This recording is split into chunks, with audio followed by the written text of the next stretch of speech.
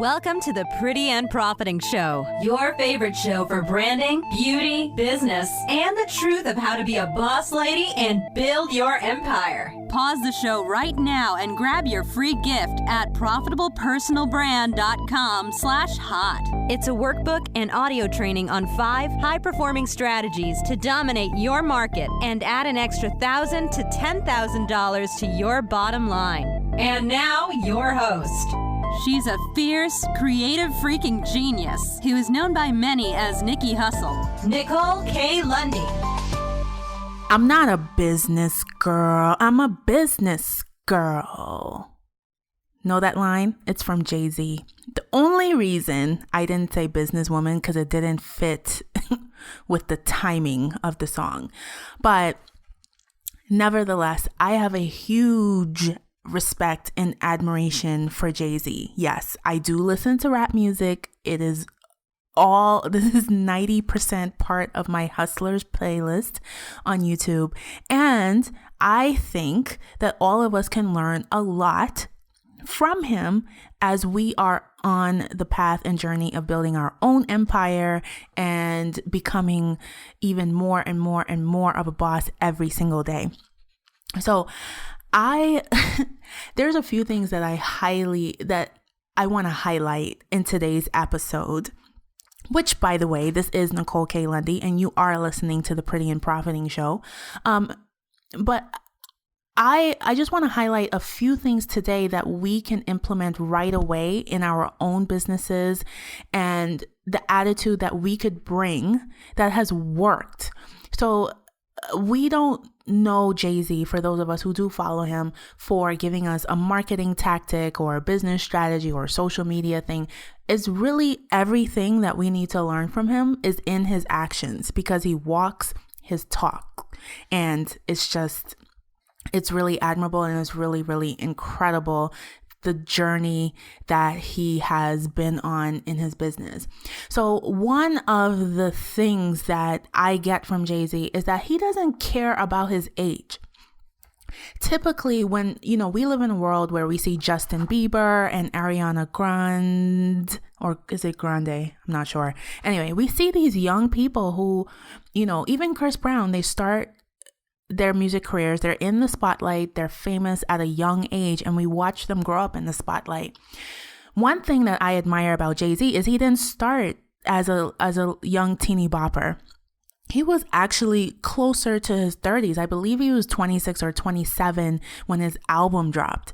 And I find that so many people, entrepreneurs that I talk to, they sell themselves short because they're like, I'm too old. I have to focus on having kids. The clock is ticking. I get it. I get it. But you're never too old. Your age should never be a factor in the world getting the transformation that only you could bring. And age is not a factor. I mean, he is probably the most relevant and oldest hip hop icon, close to Diddy, I believe, who's still present, who's still relevant, and he makes music for where he is. And that leads to my second point of him being very aware, very present to where he is in life now. If you listen to his first album to his latest album, he's not talking about the same subjects. And I find that a lot of music artists, even actors, they stick to the first formula that worked. And I kind of look at it like they're scared to do something different. They're scared to really own the person that they are now, because it's a risk that people may not love you as much or love you the same way. You might lose people. But so they inauthentically stick to the old part, what worked last year, what worked 10 years ago, and it doesn't work. It doesn't resonate because people could tell it's not you. It's sort of like the 50-year-old who still wants to party every single weekend. It doesn't, and trust me, I know people, it's in their blood. I have family in Connecticut, and that's what we do. everybody's young at heart and it's all about having a good time. But you could tell when it's inauthentic. You could tell when it's a stretch. You could tell when somebody'd rather be home curled up in their bed with a book. So take a lesson from JayZ on being really aware of where you are in your life. A lot of times when I listen to interviews with JayZ on YouTube, he really talks about, now being a husband and father versus 96 in his first album. He was talking about trying to get out of the hood and selling drugs.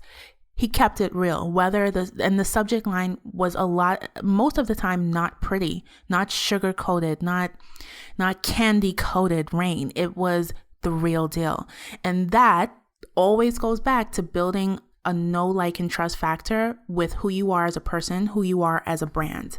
So we're going to take a quick commercial break. We'll be right back. We're talking about having a JayZ attitude to grow your empire. We'll be right back.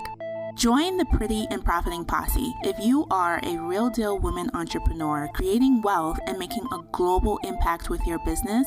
Represent yourself. Head on over to prettyandprofiting.com and get your merchandise.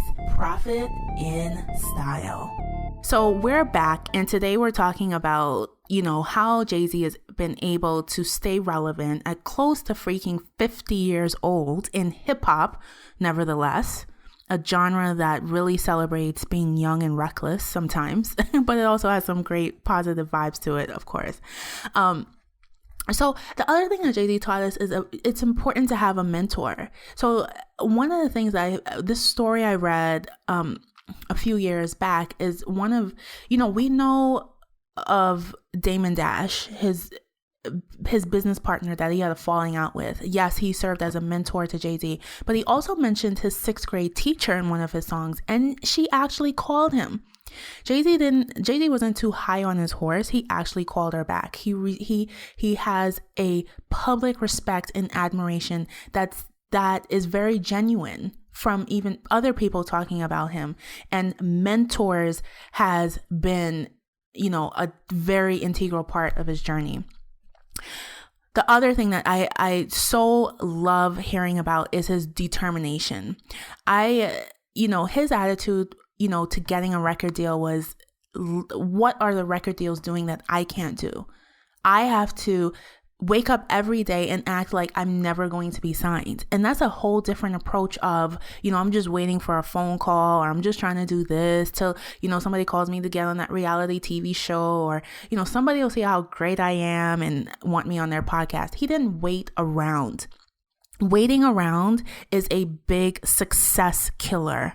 Huge success killer. You have to be determined. You have to put yourself on. A lot of people, I can't stress this enough. You cannot wait for people to put you on. You have to put yourself on. Collaboration, JV partners. In business, collaboration is everything. And I honestly had to learn this the hard way. By default, I am a loner. By default, I'm like, nobody else moves as fast as me. Nobody, moves as quickly as me, makes decisions as me. Nobody sees my idea of thing because it's always out the box. All of these excuses, very good excuses, but they were still excuses. And it stood in the way. It put a wall in my business of collaborating with people.